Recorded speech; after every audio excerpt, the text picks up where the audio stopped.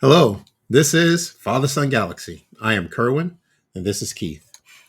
Superman the movie opened in the United States December 15th, 1978. I was 10 years old when I saw the film that month. After I left the theater, that movie truly made me believe that a man can fly.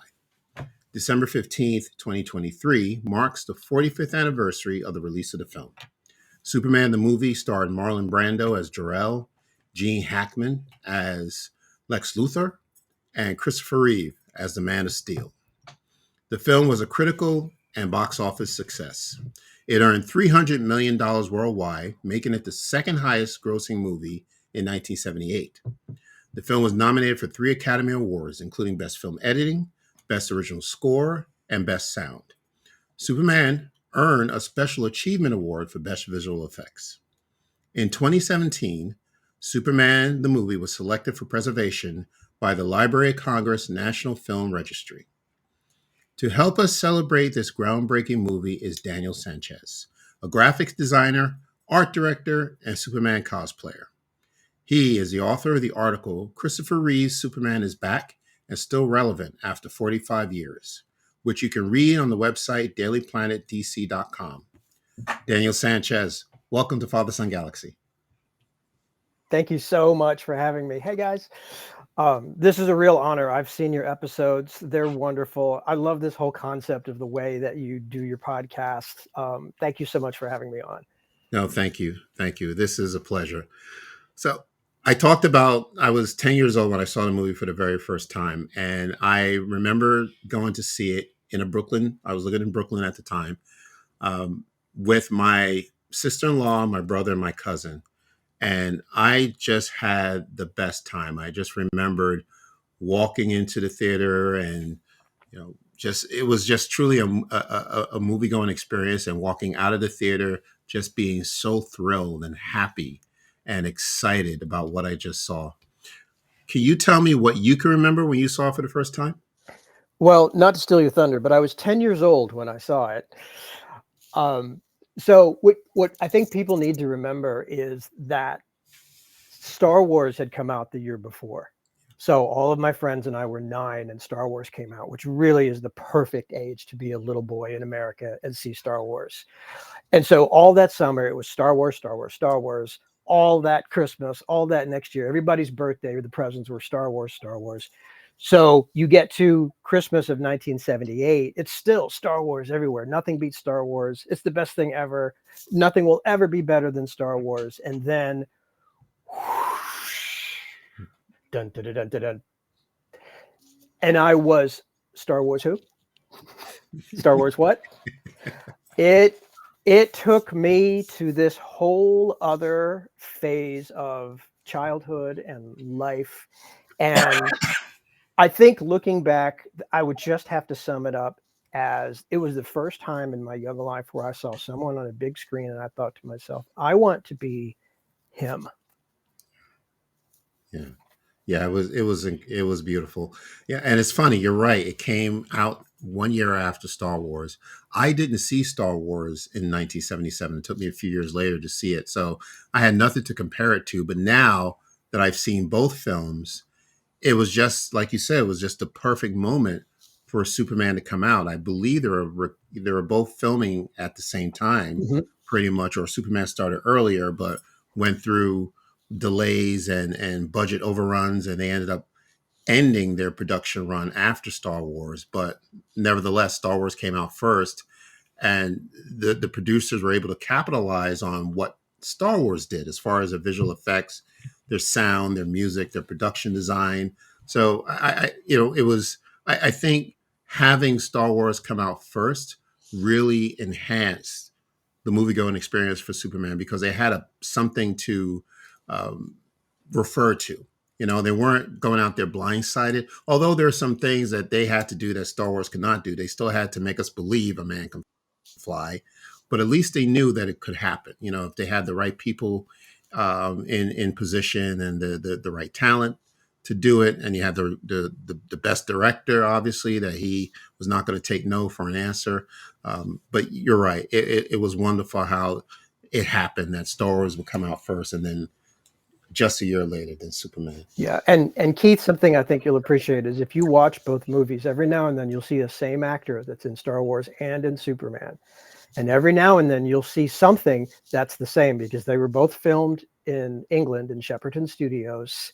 And one of the things that I'm going to tell you, Keith, that maybe your friends don't know is the box where Obi-Wan opens up the lid and hands Luke Darth Vader's lightsaber and says, "This belonged to your father and now it belongs to you," is the same prop that Lex Luthor opens the top and takes out the kryptonite and holds it in front of Superman for the very first time.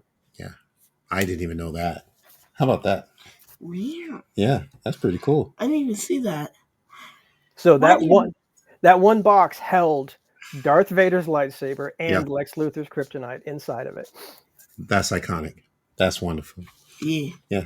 Why do you believe the Superman movie is still relevant today? So that is obviously the title of the article that I wrote. And I based that on not just my opinion, but interviews that I conducted in the Texas Theater here in Dallas of the people who had decided to leave their homes, make a night of it, and experience it in the theater again. You know, they chose to make this a nostalgic revisit of something that was important to them. So I literally dressed as Clark Kent and took my Daily Planet business cards and interviewed as Clark what that crowd thought. And their answers were really heartwarming. Most of them talked about how it inspired them in some way to do something for others in their life. There was one gentleman who is a tow truck operator, and he considers his job no small job. He knows that he is often the rescuer when people need it most. And he thinks of what he does as an elevated way to live in the world. Some people would talk about they saw it with their dad and their dad's no longer with them. But when they see this movie, it's like he can feel his dad there with him again. Some people just saw it as a way to look at people from a more global view. Through his eyes, you could see that some of the smaller fighting and issues are not the way you have to look at it. You can choose to look at it another way. So those are things that are we are always going to want to stay close with our dads. We're always going to want to try to look at the world a better way. We're always going to hopefully want to interact with others in a way that makes everyone's life better. So the messages that were in that first script of here's a man who just doesn't conceive of living any other way than wanting to help. That's why I think it's still relevant, because you can pick any decade. A man like that is valuable. A girl can see this movie and say, I want to do that. Anyone can see this movie and say, I want to be that in my community. I want to be that for my family. I want to be that for my children. I want to be that in a relationship. It will be relevant another 45 years from now because of that purity. Why do you think Christopher Reeve's performance is so well valued, and why do fans still talk about it so much?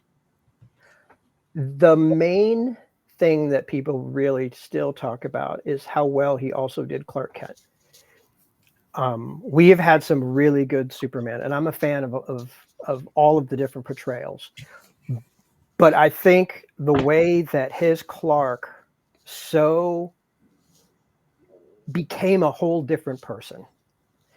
And you have to imagine what that acting process was like. And I've read a lot of articles of Christopher Reeve's approach and his method. I can tell you that he based a lot of his performance on Cary Grant's performance in an old film called Bringing Up Baby, where he played a glasses wearing shy nerd who hunched over and sort of stammered. And but if you find some of Reeve's interviews, he'll talk about how he wanted there to be this connection between Clark Kent and a real life. He wanted to know, like, what was it to be human? Because as an adopted alien from somewhere else, somewhere outside of these people, you can imagine the one thing he wanted the most was to be one of these people. So in his mind, Clark Kent was who he was. Superman was what he did. And I think Christopher Reeve really took the time to think about that and work it through and embody, like, what if, unlike some of the rest of us who wear the shirts and we imagine, "Oh, what if we could fly? What if we could lift a boulder? What if we could, he imagined the opposite. He can do all those things, but what he wants is to be one of us. And you see that in the way he looks at Lois and how much he values his friendship with Jimmy, the way Christopher Reeve's eyes just come across. It really tells that story. Yeah. There are so many ways this movie could have not worked. And one of the things that they had to do was they had to find the right person to play Superman. And they went through hundreds of actors. The producers, from what I understand, wanted to have a famous person or a named celebrity play Superman. So there are, you heard the names of Paul Newman or Robert Redford or Clint Eastwood. Even Muhammad Ali is, from what I heard, was, looked at to play Superman, which, and Richard Donner said, no, we can't have that. It has to be an unknown. No one's going to believe Robert Redford as Superman. They're just going to see Robert Redford in tights. They're not going to take him seriously. They're not going to say, hey, he's Superman. No, they're going to say, hey, that's Robert Redford. So, and Christopher Reeve just kept getting passed on. The casting director would put his photo in with the rest of the photos, and Donner would just kept passing over his photo because they thought he was, maybe too tall, not too tall, but too skinny, or he looked too awkward. It didn't work out, but they finally brought him in, and he was a skinny, young man, and he walked in and he had to pretend, they had to put him in this bodysuit, make him look like he had muscles, and but he had the voice and the presence, and it worked out for him. I mean, I honestly could not see anyone at that time, anyone else who could play Superman. Yeah. Other than Henry Cavill. Well, at that time, so I'm thinking, know. yeah, like this. I heard. Right, exactly, yeah. Yeah, but Keith, it's also a really good story of not giving up, because the casting director would put Christopher Reeve's photo on the top of the pile, and Donner would go, "Oh, this kid again," and just toss it. And then they would interview more people. They couldn't find anybody. He'd tell the casting director, "Give me more people." So he'd bring a whole other pile of different people and then put Chris's photo on the top again. And he did this 3-4 times. And every time Richard Donner's like, "This kid keeps being on the top of my pile." So he finally said, "All right, I'll see him." And when Christopher Reeve finally got his audition, he says he wore the biggest, thickest, bulkiest blue sweater he could so that he wouldn't look so skinny. And as much as we smile about, oh, he was an actor and, of course he did what he did, the unsung hero of all of this is that casting director who didn't give up. He's the one who saw something in this unknown actor enough that the first time Richard Donner said, "I don't want to see this kid again," he didn't just go, "Okay." He put him on the top of the pile again and again and again. So we owe that casting director a thank you for everything that happened afterwards. Yeah. And that casting director's name is Lynn Stallmaster. So he was a very, very popular casting director over the years. So he was the one. And Christopher Reeve is Juilliard trained, so that's top of the line right there as far as acting. Keith, do you know who Christopher Reeve's best friend was at Juilliard? No. I'll give you a hint. He was Peter Pan. He was Mork from Ork. Let me see. I'm trying to see something that you would have seen this actor in. I don't think you saw Hook. You don't know Mork and Mindy. That's very interesting. I don't think you know this actor's name, Robin Williams. That name sounds familiar. No, Yeah, it does. Really? Where do you think you've heard that name? the news. In the news. Okay, all right. Okay. So he has not See, seen any Robin Williams films. So, I was going to give your dad a chance, but I was going to hit you with the zinger. He's the voice of the genie in Aladdin. oh, okay. Well, there you go. All right. That makes more sense. Yeah. Right. Yeah. So, Yes. you know, Thanks for bringing it down to my level. but yeah, a majority of his films were actually considered adult oriented themes, so you Okay. wouldn't have seen any of his films outside of Hook. But we have not seen Hook yet. What is Hook? That's about Peter Pan. So he plays Peter Pan, a movie called Hook, directed by Steven Spielberg. I see. Yes. Do you have a question? Okay. I'm sorry. The tiredness is setting in. Okay. What were some of the other standout performances in the movie? Besides Um, Reeve, yeah. yeah. Well, I mean, if you ask somebody like your dad and I, we're going to just say all of them. So I think that you have to give credit to everyone in that cast because no one had ever made a big superhero movie before. And so it's not like it is today where somebody says, do you want to be in a superhero movie? And you instantly go, of course I do. Back then, they were prepared for ridicule. This could have been the biggest embarrassment of all of their careers. So I almost have to preface my answer by saying that everyone in this cast was being very brave taking this on.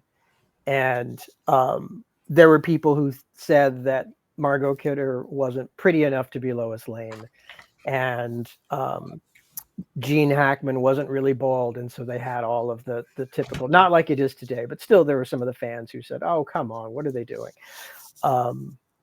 But I can tell you that Richard Donner and his good friend, Tom Mankiewicz, who we all credit for having the screen writing so polished and the story corrected to give us what we got, they both felt that balcony scene between Superman when he first comes to give an interview to Lois Lane, because he totally has a crush on Lois Lane, and he's taking advantage of the fact that she now has a crush on Superman, so this is his way to talk to her because he's shy. They both said, screenwriter and director, that if that scene doesn't work, the whole movie doesn't work. The audience has to believe that these two people have secret crushes on each other, and they have to love these two people, and they have to root for these two people. So when you rewatch that scene, all of those little nuances, which I've studied Christopher Reeve's body language for my performances, and the way he'll just sit and he'll just have his finger over his mouth, is something people do when they're shy.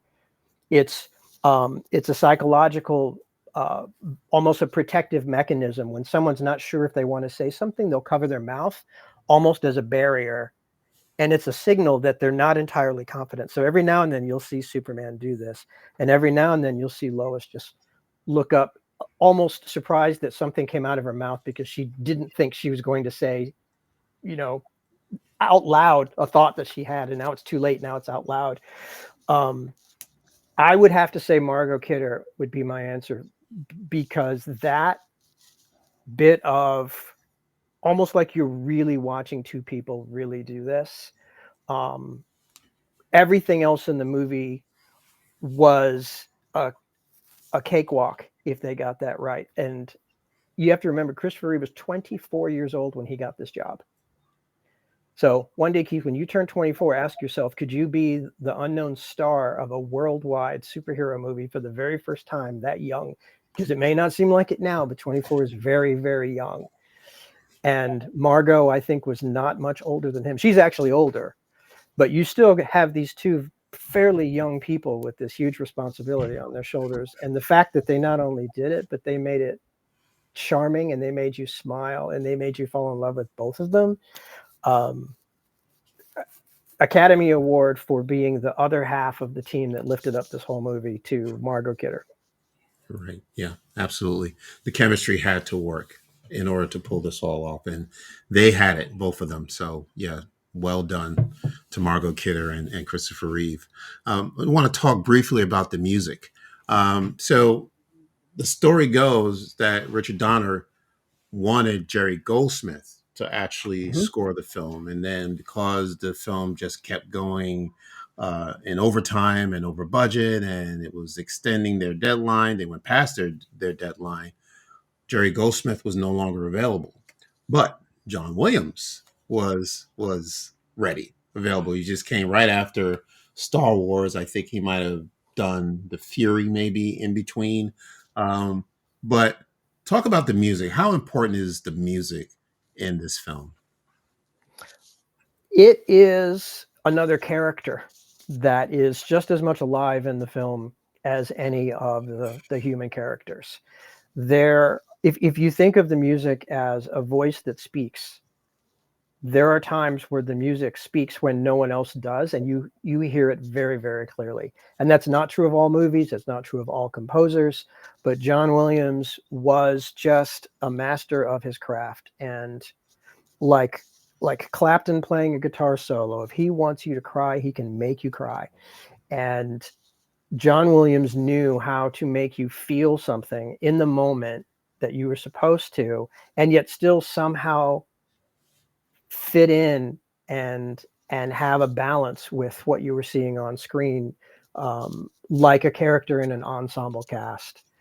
Um, I could also tell you that the very first time that Richard Donner heard the theme, so John Williams comes in and he's got this cassette, and he's saying, "Well, here's what I'm thinking," and again, Keith, you have to understand this period of time where we've had Superman before, but it was on TV.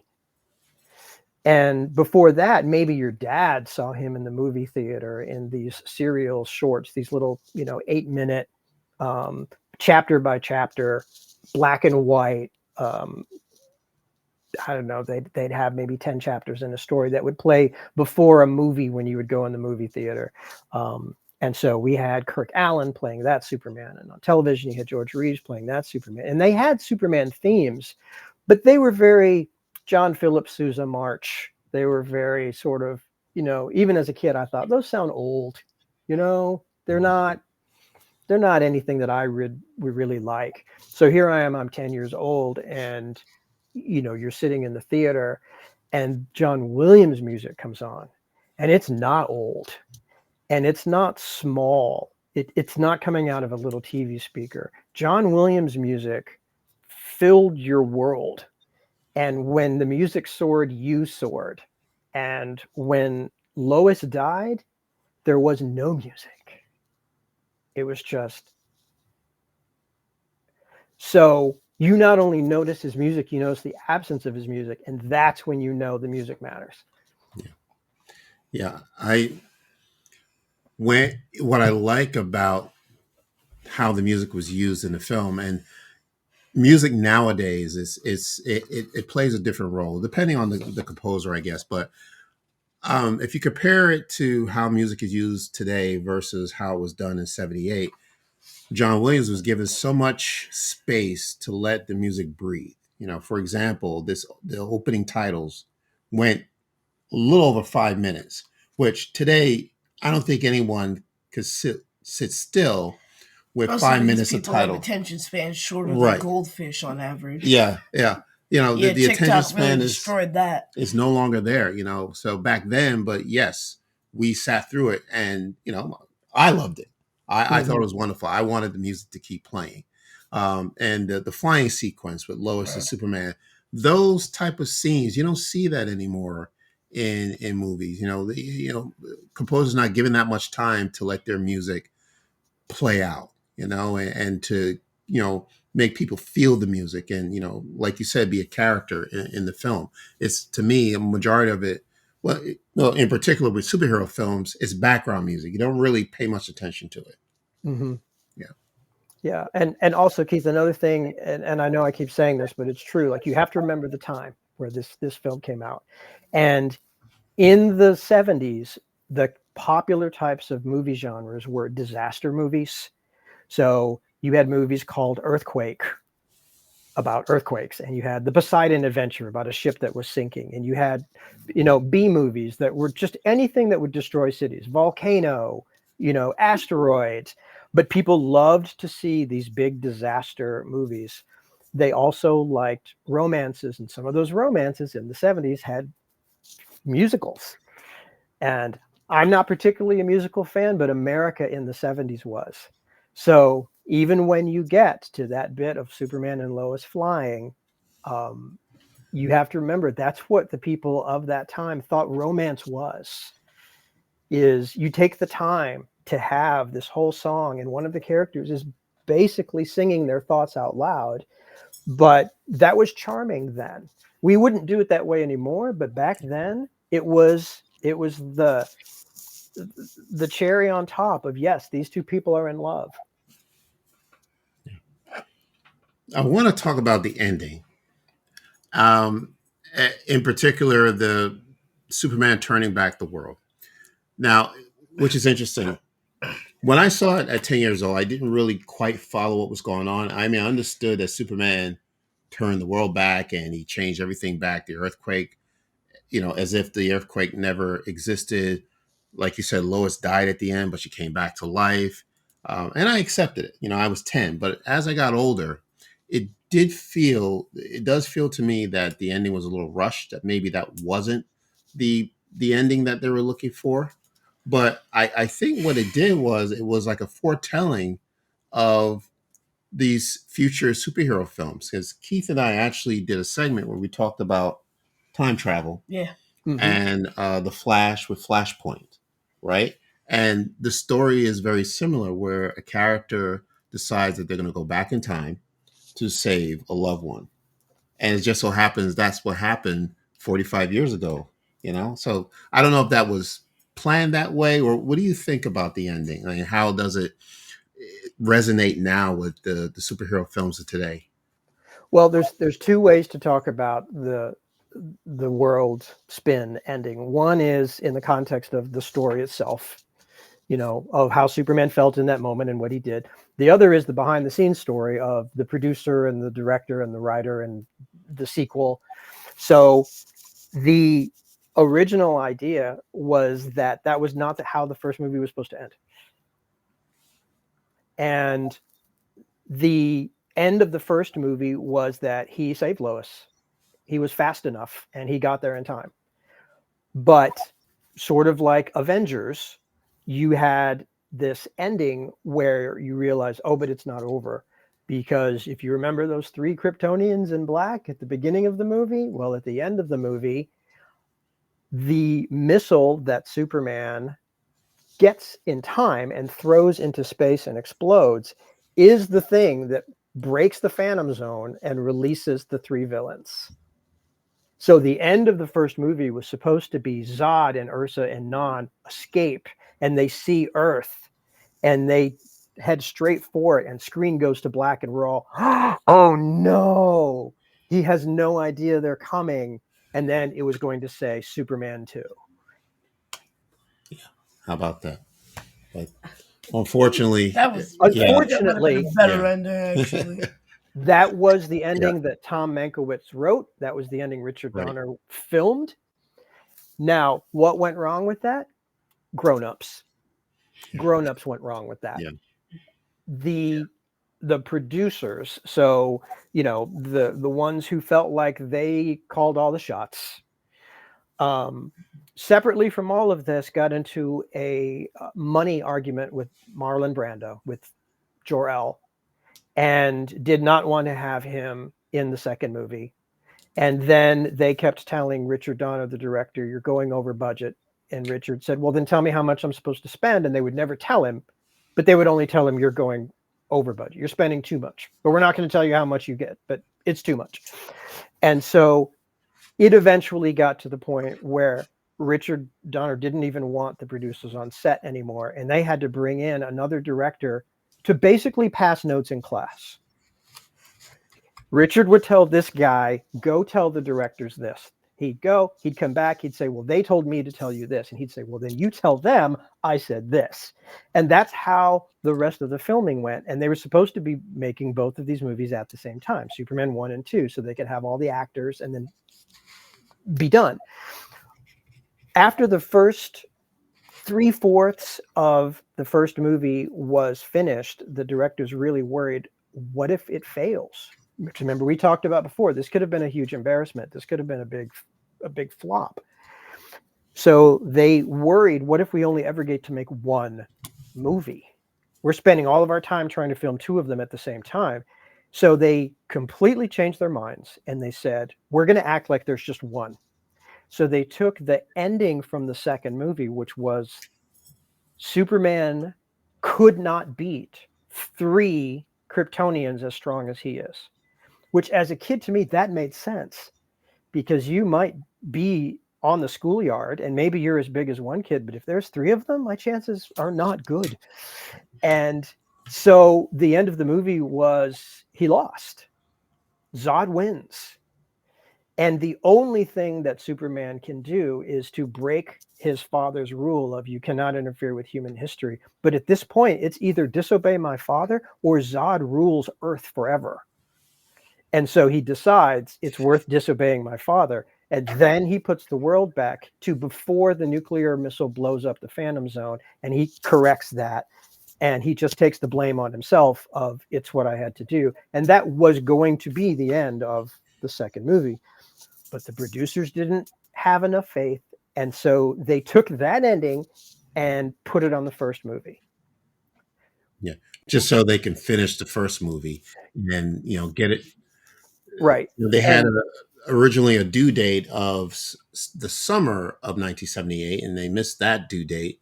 The next one was Christmas. So they definitely wanted to make sure that they had the film ready by then. Right.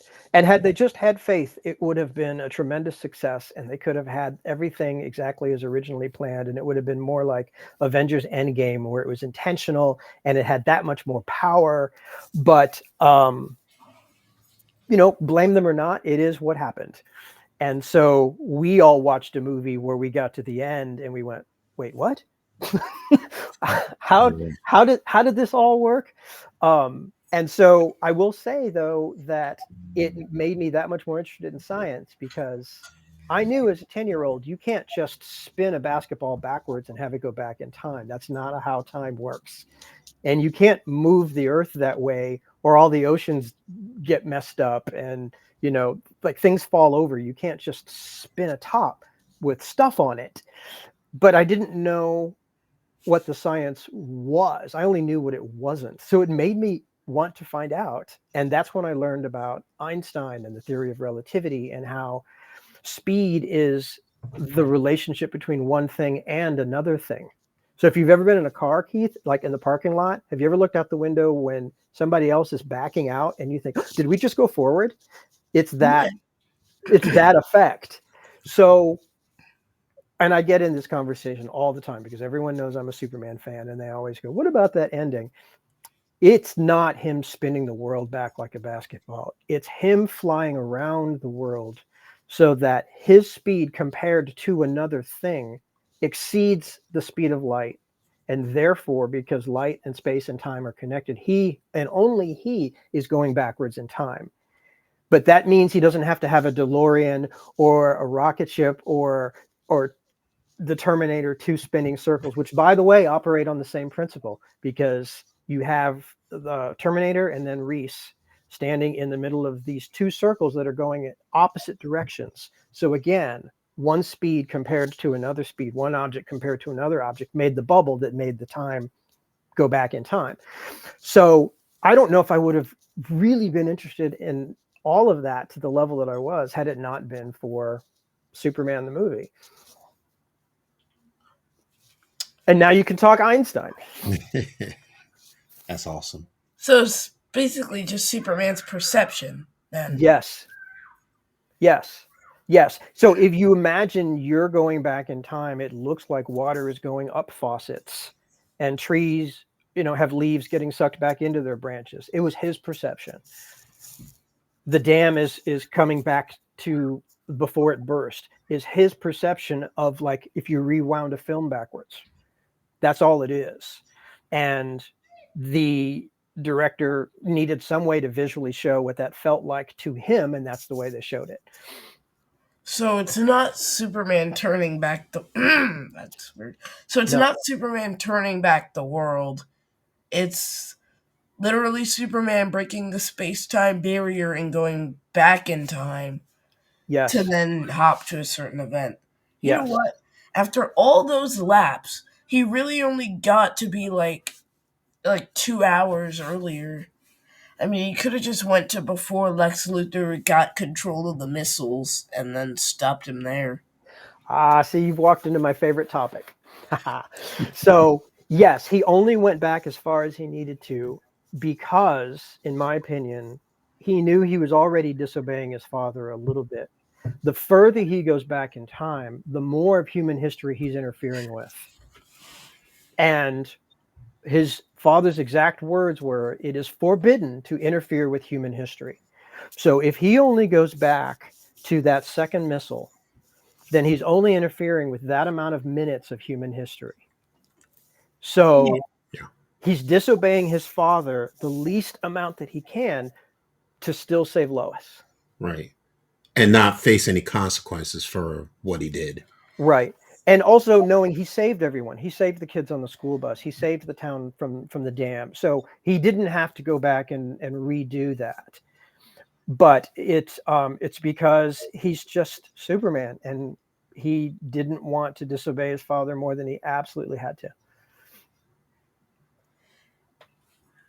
It's kind of like The Flash. Yes. There's this episode on season 4, episode 15, where he went back in time, or, well, froze time, essentially, because a bomb went off. But the whole episode was this massively convoluted plan to go back into the Speed Force and collect lightning that has 1 billion joules of energy to counteract the bomb's explosion. And this is the same lightning that was literally strong enough to destroy all of Central City and possibly the world in the last season. So I don't know why he would just, run through a warehouse full of all his friends and family to go throw a lightning bolt at a literal bomb when he could have just ran back in time 2 seconds. Not only that, he called in 2 other speedsters to help him out. He had 3 other speedsters at his fingertips, but 2, for some reason. All that could have been solved by running back in time 2 seconds and smacking the device out of that lady's hand so she can't hit the button. There you go. Yeah, and that's the great thing about some of these stories, is that when you feel like you could have solved it a smarter way, then as a reader or as a viewer, you feel pretty great.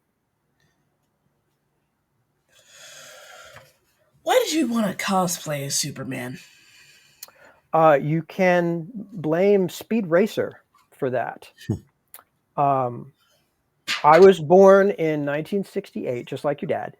And so when I was about 3 years old, 4 years old, 5 years old, we got this brand new thing on television called Japanese animation. Yeah. And there were a couple of shows at most. We got Ultraman, which was sort of a live action, big giant guy fights a Godzilla type monster every week. But they're bigger than the city, so they're throwing punches around 3 times the size of these buildings. And the other one was Speed Racer. And I thought he was absolutely the coolest thing on television. The way the drawings were done, how fast they talked, the energy that it had, and just the fact that he had the coolest car. I thought the Mach 5 was even cooler than the Batmobile, and I will die on that hill. And he was just always my favorite. So fast forward to now, I'm an adult and I'm in my 40s. And my wife and I had gone to a Halloween party, and I was Tony Stark and she was Tomb Raider. And we had a good time, and I won a contest. I won $50 at this party for being the best costume. And I thought, oh, that was fun. And then February comes around, and as I said, we live here in Dallas, and there was going to be an event where they were going to bring life-size cars of the Batmobile, the Ghostbusters Ectoplasm 1, the Scooby-Doo van, the Jurassic Park Jeep, The Mystery Machine. Yes. the Mystery Machine, yep, and the Mach 5 from Speed Racer.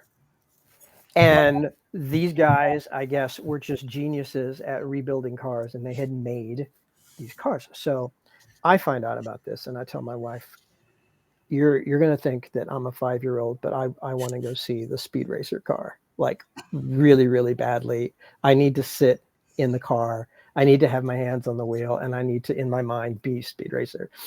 And she looked at me with those eyes that are both, I'm so sorry that you're a child, and also, but I love you. So the answer is yes, we'll go do that. And I said, before you say yes, I have to be honest, it's one of those conventions, you know, where people dress up like comic book characters and they're a little weird, and, you know, and I said, but maybe we just pull out our Halloween costumes and we just go. I said, just for an afternoon, I just want to go sit in the car. So, you know, I'm practically begging like you do when you're 5. You know, if I could have offered to clean my room, I would have.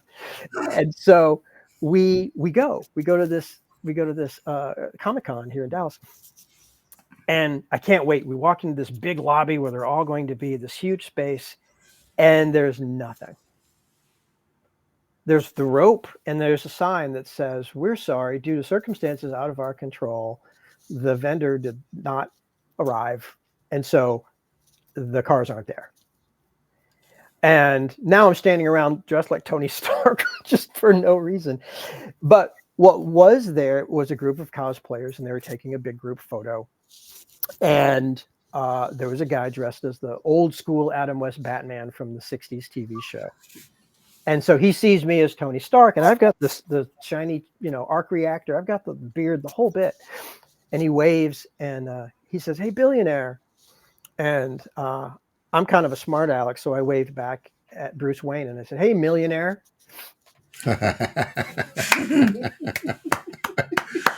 Nice. And the crowd laughed, and he laughed. He understood it was a joke. He thought it was funny. So he waved me over, and he goes, "Come join our picture." And I said, no, you guys are obviously a group here. And he goes, no, come on.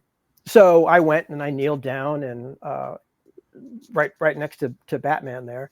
And then they took the picture, and after it was over, I said, so, you know, what kind of group are you that you're doing this? And he says, well, we're a children's charity, and one of the things we do is we dress up in costumes and we visit sick kids in hospitals. Mm-hmm. And I don't think he finished his sentence before I said, I'm in. How do I volunteer? And that was the beginning of me cosplaying, but it was as Tony Stark.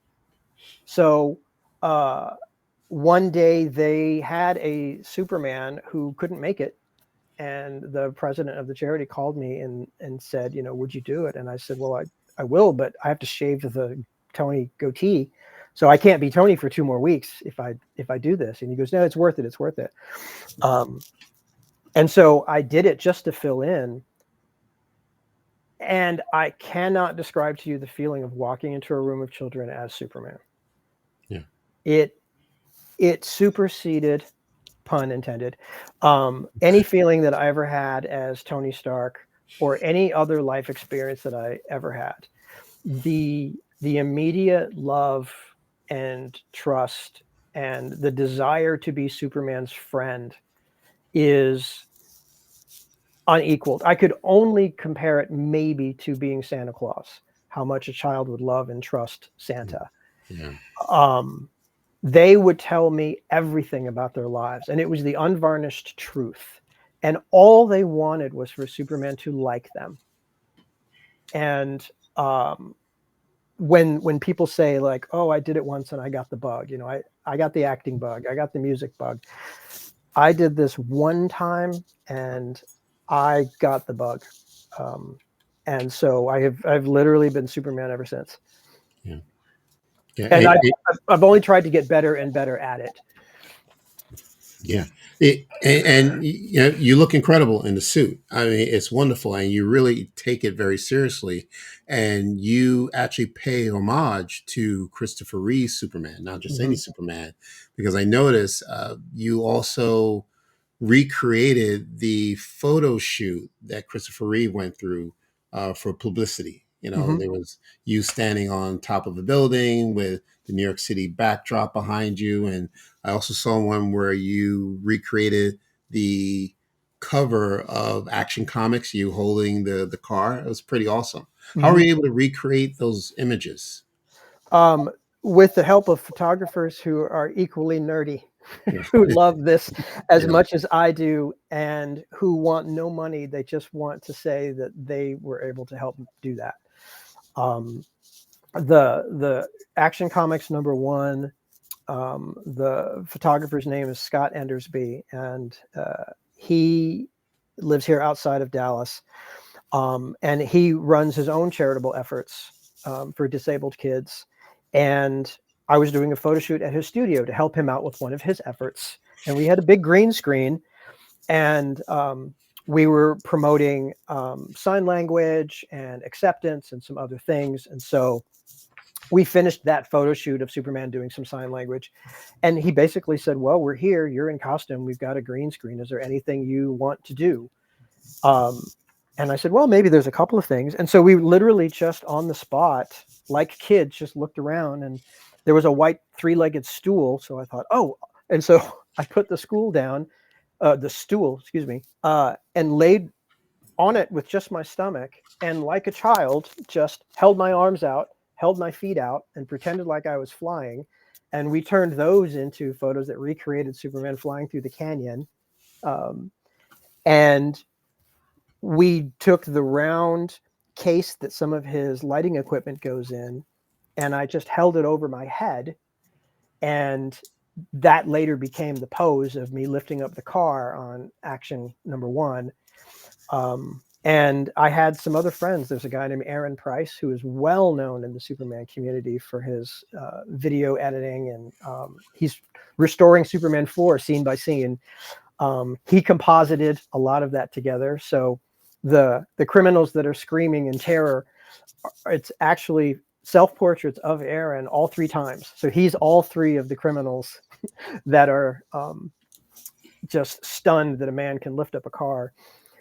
And for the standing out in front of New York City, we just took those in September. Um, I was invited down to Florida for a national celebrity impersonator convention, and didn't have any 8x10s. I didn't have any promotional materials.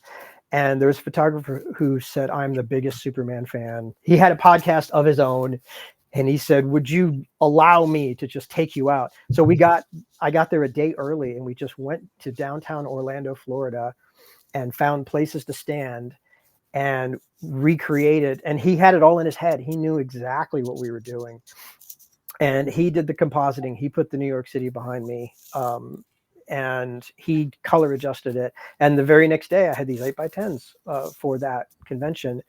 But it's the other people in the community that have the same love and passion and all of their childhood stories about why they love it so much. Um, Frankly, sometimes I'm like a big toy for photographers. When I get the hair right, and when I get the smile right, and I have a good cape day, they just don't want to go home. They'll just take photos until the sun goes down. Um, it's really wonderful. Yeah. I, y- your Instagram page is wonderful. It's full of great photos. One in particular I enjoy. You were talking about your charity, how important it is for children to see their hero to make them feel good or make them happy. There was one that you took of 2 little boys. I don't know if they were brothers or not. One of them was standing next to you.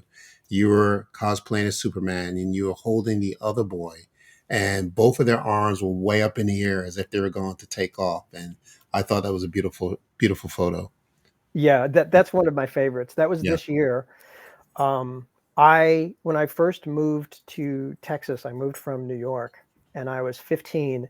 And one of the very first things I did was go to a comic book store, and I met a guy who was the assistant manager there. His name's Ron Killingsworth, and he stayed in the comic book business. So he later owned that store. He took it over and then got another store and then bought 2 other stores from somebody else. So next thing you know, my friend Ron owns a chain of comic book stores. Well, I've been friends with Ron now for 40 years.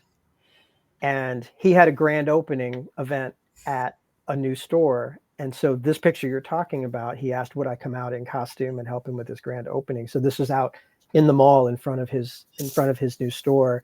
And kids who did not know this was going on, they were just being dragged to the mall for new shoes and probably didn't want to be there, turn a corner, and all of a sudden there's Superman, and their jaws just drop and their eyes get about as big as their head. And you can feel them sort of tugging on their mom, can I go over there? Can I go over there? It's really the cutest thing, but it still comes down to all they want is for Superman to like them and tell them that they're a good kid. And everybody from every walk of life, they all see Superman universally the same way. It does not matter what language you speak. It does not matter where your parents came from. It does not matter. They see that S, and to them, that means everyone. Yeah. Yeah. As we wrap it up, I wanted to ask you one final question. I was listening to an interview that you did on a previous podcast, and you told this great story about this little girl. I believe it was a Dallas convention. There was a little girl who came up to you dressed as Princess Leia. Can you tell us that story? Yes. So she was about 8 or 9, cute little girl, and she was a little timid coming up to me at first, but then she just decided, no, I'm going to do this. So whatever it was that she had to tell me, you could tell she decided this is important. And she was very, very grown up when she walked up to me. But she tugged on my cape, and I looked down because I was in the middle of a conversation, but I looked down, and she just gave me this hug, and she said, I'm sorry that your planet blew up too. And then walked away. And the lovely thing about that story is that she was one of the few children I've ever met who felt it upon herself to comfort Superman. That she wanted Superman to know that she knew how he felt, and she wanted to give that comfort and that hug and that understanding to Superman. And her hesitation was trying to decide, do I leave without doing that, or do I stay and do it? And she chose to do it. And that is one of those reaffirming moments of humanity where I think if we as a people still have kids like that, we might end up okay. Yeah. And it just comes down to believing, all you have to do is believe. Yeah. That's a beautiful story. This has been incredible. I know we can go on for another hour or so, but this was so wonderful to have you on here, Daniel. Where can people find you? Well, I hope they can continue to go to The Real Daily Planet. If you don't know, there is a real one. It does publish articles, and I really am a reporter for the great metropolitan newspaper. It's dailyplanetdc.com. I plan to do 2 more articles in 2024. One will be the true story of when Christopher Reeve rescued hostages in another country. Not Superman, Christopher Reeve, the actor. And another story will be about how for a few years on planet Earth, there really was a fortress of solitude with 100-foot crystals, a cavern filled with basically the exact visual from the movie. How did it get like that? Where is it now? You'll have to read the article to find out. Yeah. You can also come to my Instagram anytime. It's at Wearing the Cape. So I hope to see you both in both places. Yes, absolutely. This is incredible. Keith, where can people find us? Okay. You can find us wherever you get your podcasts. Socials are Facebook, Twitter, and Instagram at Father.Son.Galaxy. Website, Father.Son.Galaxy.com. Please check out our merch store, Patreon. Please check out our merch store, FatherSonGalaxy.myspreadshop.com, and our Patreon page, patreon.com/FatherSonGalaxy. That's it. Yeah. We would absolutely love to bring you back on the podcast and talk some more. Like I said, I mean, we can go on for hours, but I am just, I love what you do. And I love the smiles that you put on these little boys and girls' faces. So continue to keep doing that work. It's great work. Not everyone could pull off Superman. I mean, you really have to have the confidence and the presence to wear that suit and to be and to feel like you are Superman in that suit and make it look believable to all these little kids. So thank you so much for what you do. Thank you. And I would love to come back. Ask me anytime. Keith, you probably already know, but the time is going to come in your life where you're really going to treasure you got to do this with your dad. This is a very special thing that you do, and I would be glad to be a part of it. That's truly a Aww. pleasure. Thank you so much for that. Truly a pleasure meeting you. Thank you everyone for this special podcast episode of Superman the movie, you know, our retrospective and looking back. It really means a lot to me, and it's so great to share it with somebody who is the same age as I am, who saw it the same year as I did, and just reminisce about this film that's so important to our hearts. So thank you once again, everyone, for tuning in or listening or watching. Until next time, take care, and we will we'll see you you again. again.